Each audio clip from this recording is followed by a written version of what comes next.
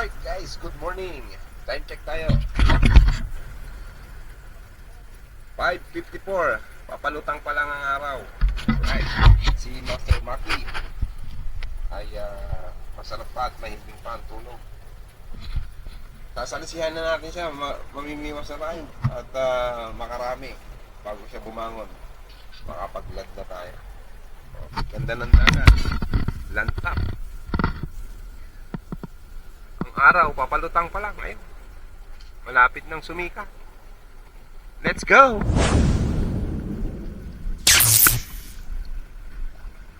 Medyo mahirap yung pwesto natin mga master kasi itong tinutungtungan natin maliit lang pero mataas. Napakaraming bato rito pero mga bilog, kaya di masabit, sumabit man sa damo lang. May huli na tayo kaninang umaga, yung medyo madilim pa ng kaunti, hindi natin nakuhanan ng video. Isang lapu-lapu tsaka isang maliit na talakitok. Fish on pala. Kala ko sabit. Lapu-lapu na naman, oh.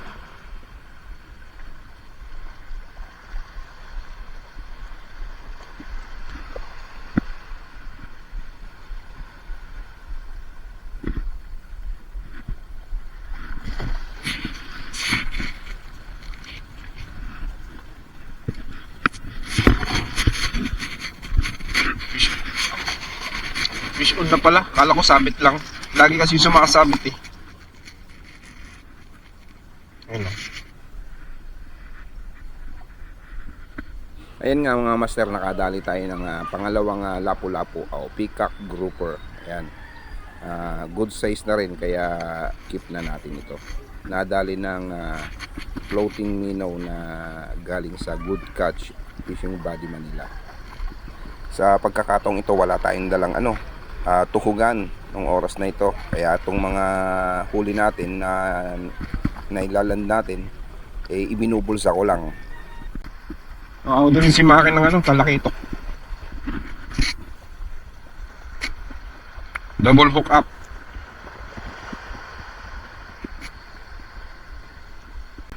Habang nagtatanggal nga ako ng lure sa lapu-lapong nahuli ko, sumigaw ang Maki at nakadali na naman ng talakitok. Huli-huli siya, oh. Talakitok yata. Naibulsa na natin yung huli natin. At syempre, hagis uli tayo mga master. Sa kabilang side naman tayo. Yan, napakaraming bato niyan. Kung mapapansin nyo, palipat-lipat ako ng anggulo ng rod dahil iniiwasan ko yung mga bato para, naka-hookset na naman tayo dito.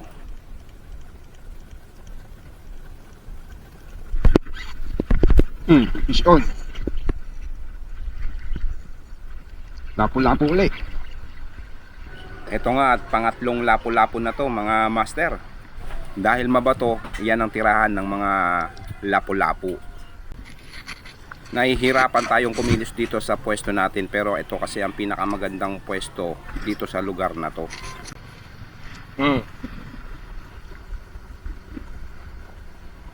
Lapu-lapu ulit. At ito nga mga master, nagpasya na tayong ilipat yung ating mga huli dahil dalawang lapu-lapu lang ang kakasya sa ating bulsa. Baka maka-offset na naman tayo ay maka-alpas pa. Ano natin ilagay? Mga huli natin. At nanunusok sa bulsa yung kanilang palikpik.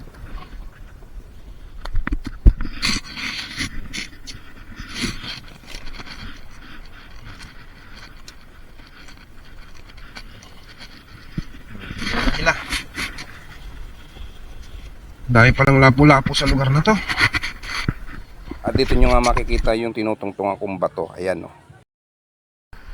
Nakabalik na tayo sa pwesto natin, kaya hagis ulit tayo mga master. Ayan, makikita ninyo bumalik tayo sa dati nating anggulo. Kung mapapansin nyo si Maki, maliit na tao, malayo siya sa akin.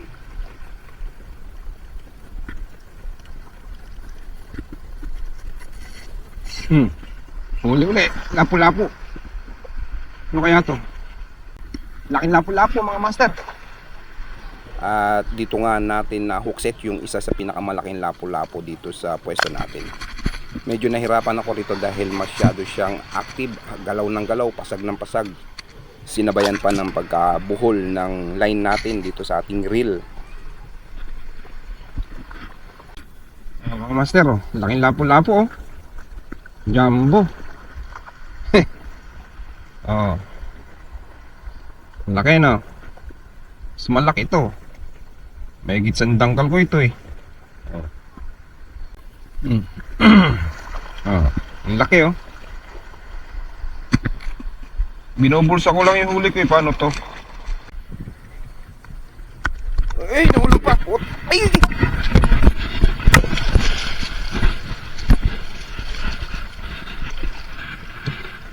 Wala na, nawala pa. Lapo-lapo ko.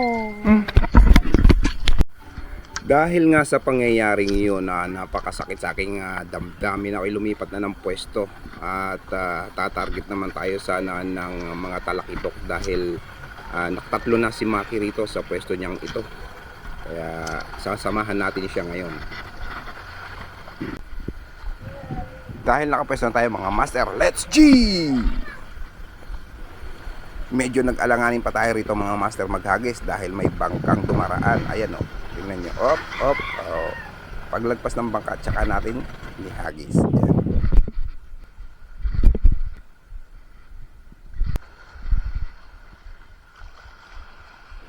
Ito na mga master ang pinakahuli nating casting. Last cast na tinatawag. Dito nga nagpasya na rin ang Maki na mag-retrieve dahil wala nang kumakagat. Dahil na rin siguro sa mga bangkang dumaan. Sunod-sunod yung mga bangkang lumabas dito. Siguro may 6 na bangkang sunod-sunod na dumaan dito. Kaya kaming dalawa ay nagkaayaan na umahon.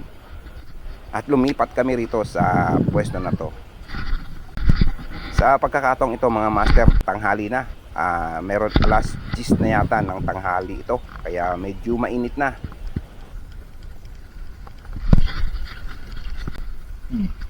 Balo. Ay, tanggal. Balo. Ay, tanggal. Okay, catch report. Yung kay Maki, 3 talakitok. Talagang lapitin ng talakitok ng si Maki. Ito yung huli ni Maki. 3 talakitok at saka 1 lapu-lapu. Huli ko, ito lang oh. Ito lang yung talakitok. Tapos 2, 3,